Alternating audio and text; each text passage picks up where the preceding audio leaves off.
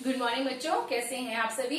बच्चों हम पढ़ रहे थे आपका चैप्टर कलता लोहा, पेज नंबर 59। जब आप वीडियो देखें तो उसका सेकंड पैराग्राफ। कल मैंने आपको समझा दिया था कि धनराम को जो मास्टर थे उन्होंने कहा था 13 का पढ़ा याद करने के लिए, और वो 13 का पढ़ा नहीं सुना पाता है तो उसकी क्या होती है, संटी से पिटाई होती है, और संटी का चुनाव वह स्वयं जाकर करता है।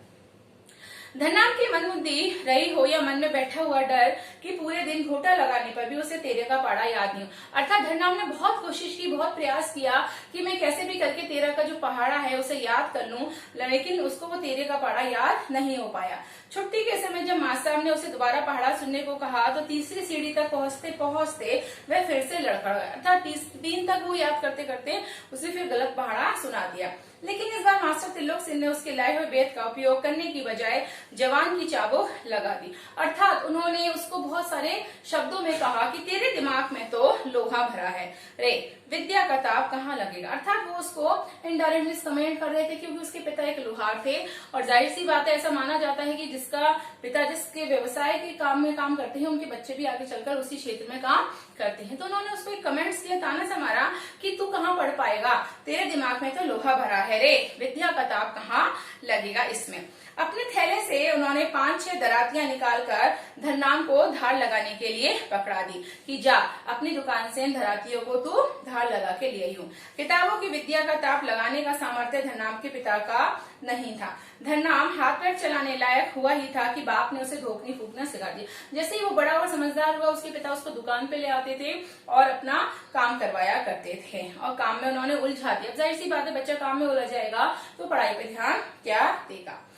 फिर धीरे धीरे हथौड़े से लेकर घर चलाने की विधियां सिखाने लगे उसके पिता।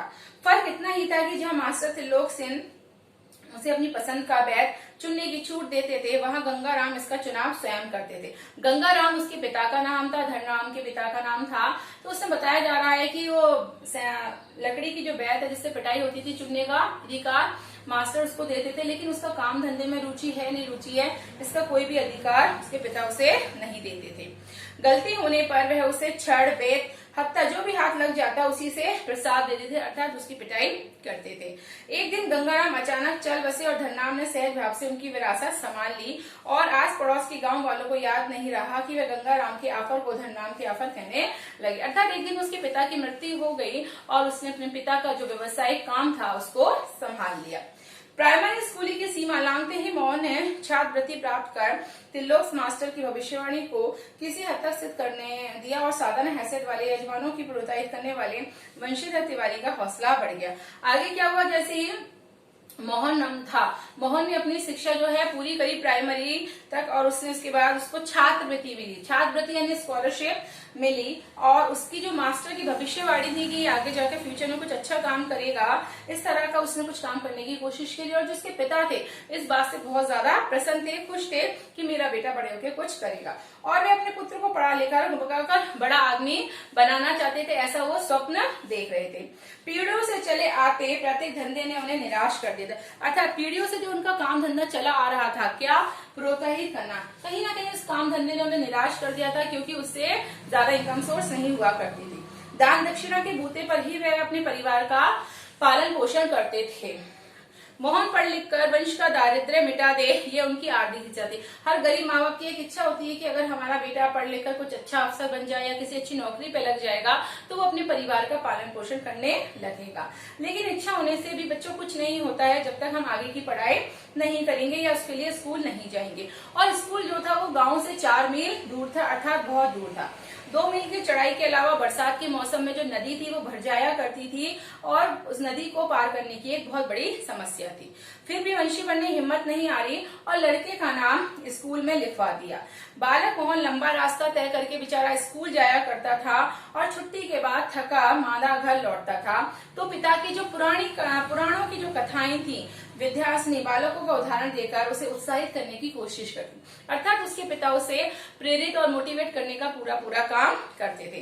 वर्षा के दिनों में नदी पार करने में कठिनाई होती थी। वंशीधर ने नदी पार के गांव में यजमान के घर पर मोहन का डेरा तय कर दिया। अर्थात स्कूल जो जितनी दूर था वहीं पर किसी व्यक्ति के घर पे जो मोहन था वो रहने लग गया था। घर के अन्य बच्चों की तरह मोहन खा पी कर स्कूल जाता और छुट्टियों में नदी उतार होने पर अपने घर यानी अपने गांव लौट आता था। संयोग की बात है, एक बार छुट्टी के पहले दिन जब नदी का पानी उतार पर था और मोहन कुछ घसियारों के साथ नदी पार कर आ रहा था तो पहाड़ी के दूसरी ओर भारी वर्षा होने के कारण अचानक नदी में बाढ़ सी आ गई।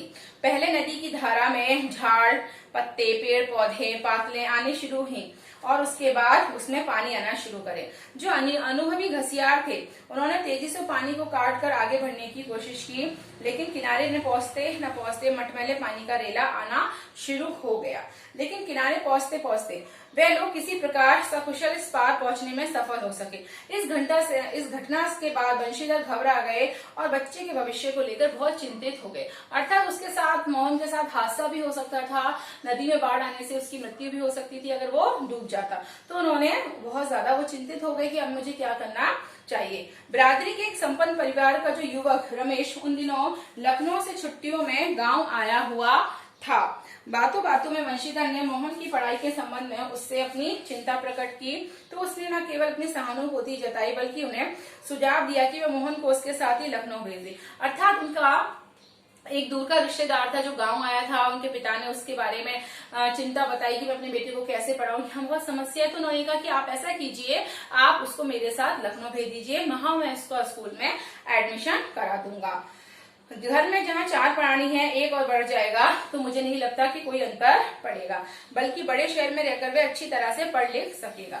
वंशीधर को जैसे रमेश के रूप में साक्षात भगवान मिल गया हो, उनकी आंखों में पानी छलछलाने लगा, क्योंकि आज के जमाने में कोई किसी की मदद नहीं करता। तो उनको लगा कि चलो ये मेरा जो दूर का रिश्तेदार है मेरे बेटे को अपने साथ ले जा रहा है और वहां इसको स्कूल में पढ़ाएगा। छुट्टियां शेष होने पर रमेश वापस लौटा तो माँ बाप और अपनी गाँव की दुनिया से बिछुड़कर सहमा सा मोहन भी उसके साथ लखनऊ आ पहुंचा। अब मोहन की जिंदगी का एक नया अध्याय शुरू हो चुका था लखनऊ जाने पर, है ना। घर की जो दोनों महिलाएं थी जिन्हें वह चाची और भाभी कहकर पुकारता था, का हाथ बटाने के अलावा धीरे धीरे वह मोहल्ले की सभी चाची और भाभीयों के लिए काम में हाथ बटाने का साधन बन गया।